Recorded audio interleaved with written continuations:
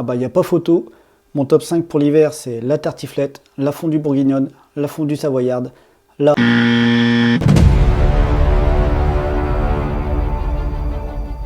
Bonjour, c'est Fabrice, bienvenue sur Total Carp, la chaîne qui parle de tout ce qui concerne la pêche de la carpe et tout ce qui gravite aussi autour. Donc si comme moi tu es passionné, n'hésite pas à t'abonner et activer la petite cloche de notif... Putain, je vais y arriver, hein. La petite cloche de notification pour ne louper aucune vidéo.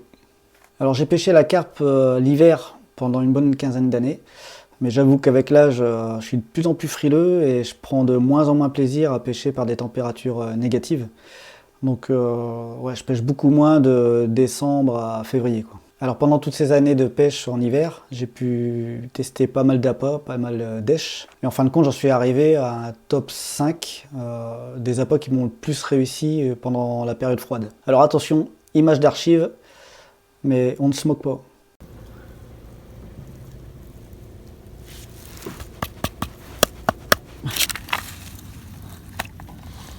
Voilà.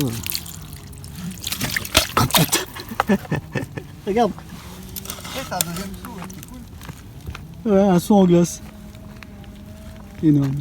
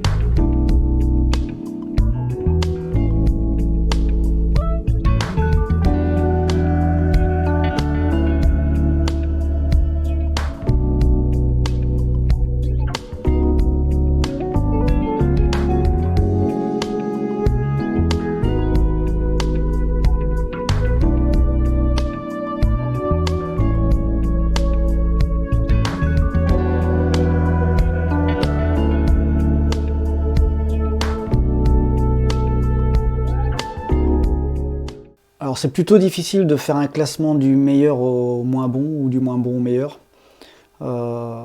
Honnêtement, il y en a beaucoup qui se valent et puis ça dépend vraiment de plein de choses qui rentrent en jeu. Alors je ne les ai pas classés, mais je vous garde le meilleur quand même pour la fin.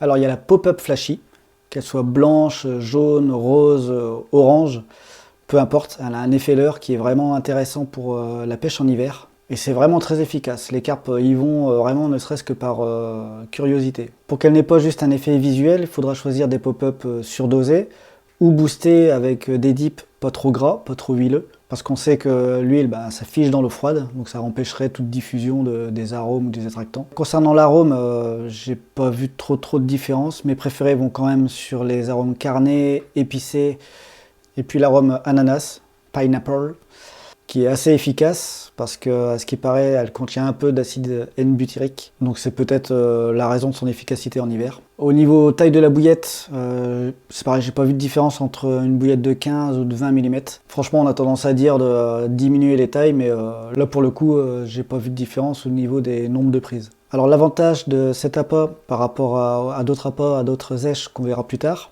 c'est qu'on peut pêcher avec pendant plus de 24 heures, jour et nuit, sans devoir la changer. Cela dit, moi j'aime quand même la changer juste avant la tombée de la nuit pour remettre une bouillette qui diffuse un maximum, bien boostée, pour avoir un maximum d'efficacité olfacto-gustatif pour la nuit. Alors parfois sur des poissons éduqués, il faut peut-être la laisser justement pour qu'elle soit un peu plus délavée, mais bon, ça c'est un autre sujet.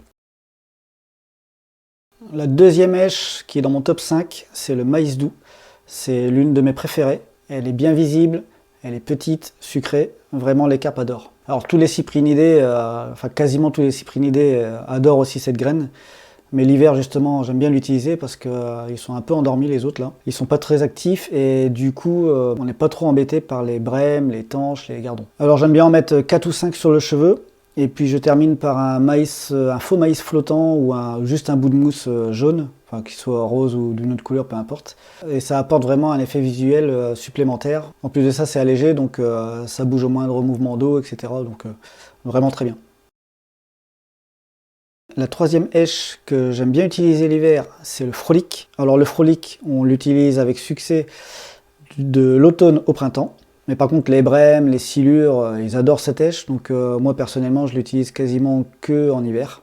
Il se comporte dans l'eau comme un pelé, il se désagrège tout doucement.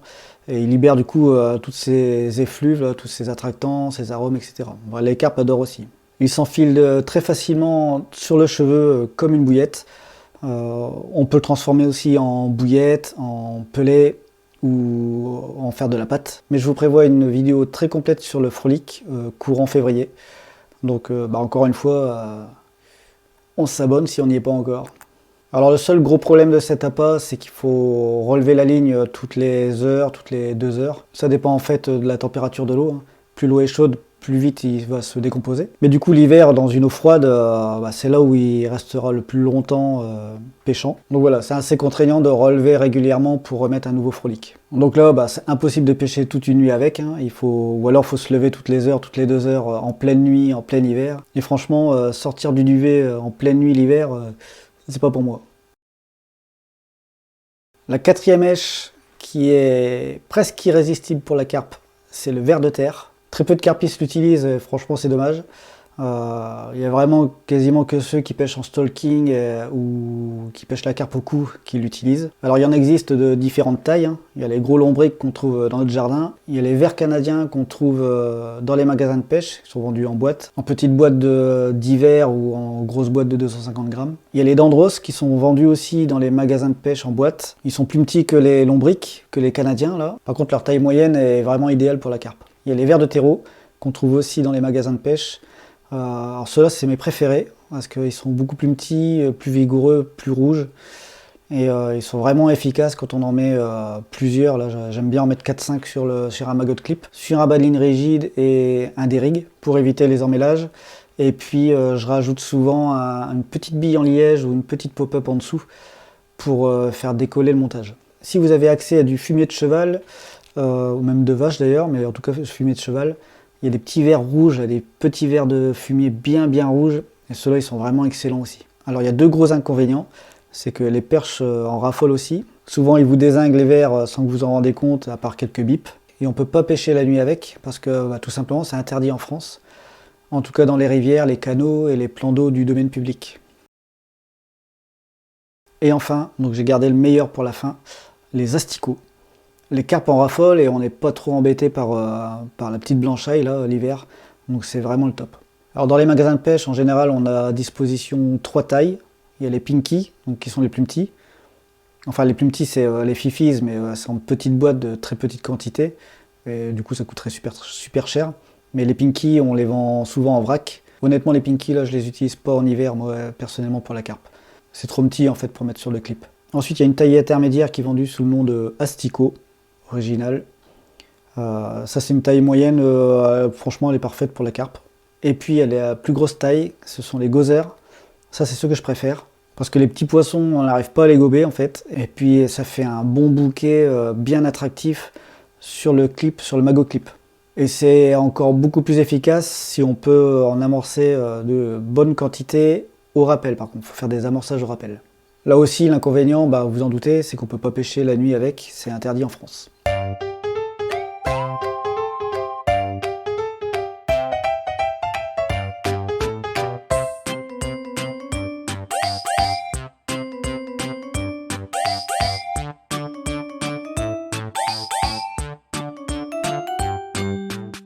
Alors un montage que j'aime bien faire, c'est de combiner le maïs doux et le gozer. Donc je mets 3-4 maïs doux sur le cheveu et au lieu de mettre un stop bouillette, je mets un maggot de clip avec mes gozers dessus. Et entre deux, évidemment, je mets soit un bout de mousse, soit un faux maïs flottant. Comme ça, la présentation est vraiment optimum.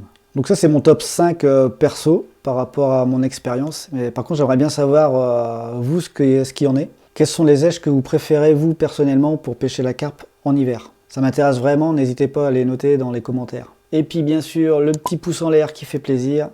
Je vous la souhaite bonne. Ciao. C'est pas terrible ça quand même. Mais bon, ça tient sous l'hiver. Sous l'hiver.